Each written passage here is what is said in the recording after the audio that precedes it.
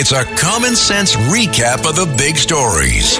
It's Katz and Cosby on 77 WABC.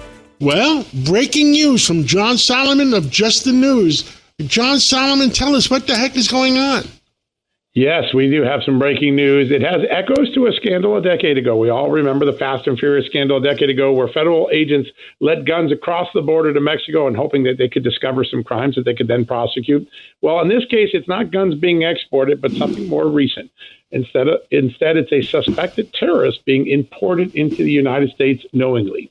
Just the News has obtained government documents showing that the FBI allowed Asif Raza Merchant, that's that Pakistani man we learned about Monday, who's been charged with plotting to assassinate Donald Trump and others.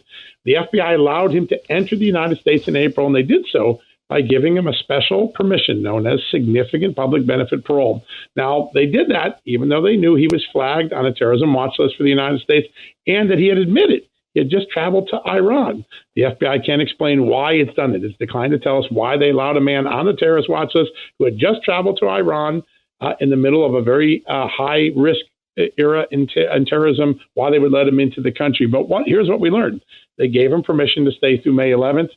He stayed here through July 12th when they finally arrested him. Why did they arrest him? Well, while he was here, this man ran into a person who became a cooperating witness for the FBI, and that cooperating witness said, hey, he's working to assassinate Donald Trump and other terrorists, and he was about to leave the country, and the FBI rolled him up and arrested him. But they allowed this guy in the country for more than 2 months, despite major red flags. Lots of reaction in Congress right now, people in disbelief that this happened. That is big disbelief.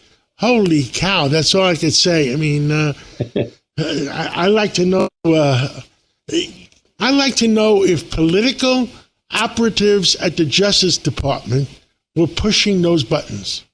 Yeah, that's a great question. We don't know yet. We know the FBI is there and that they gave these instructions to the Border Patrol, and that's how the guy got into the country. But it's funny to have the name. The name of this parole is called Significant Public Benefit. What public benefit could there be to allowing a flagged terrorist with ties to Iran to come into the country? I think that's a question a lot of members of Congress are going to be asking. It doesn't make sense. And, my biggest fear?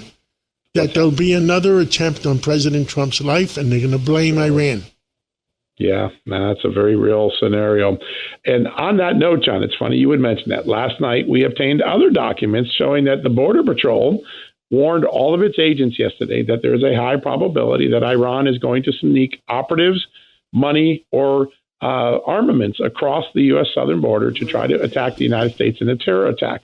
It's the first time we've specifically heard a warning that Iran is trying to strike inside our soil. This comes a couple of weeks after Iran attacked young children playing soccer in Golan Heights in Israel. That was cited in this warning memo. But for the first time, the Border Patrol is saying, hey, there's a good reason to be on the lookout for Iranians who might want to come into the country and cause loss of life and damage here. That story broke last night, and a lot of people paying attention to it today. John Solomon is a person who loves law enforcement, and we love all law enforcement. If there's any political people at the Justice Department that is forcing the FBI to do certain things, somebody should stand up and say, danger, danger, danger. I mean, it's just the American people deserve to know the truth. They do, and that's one of the great things they get on your great radio show every day. We have to tell people the facts and let them make up their mind, and these facts have a lot of people scratching their head today. God bless you, and God bless America. And John, you do wonderful work, and thank you for working in collaboration with WABC. It's a great honor. Thanks for having me on today. Thank you.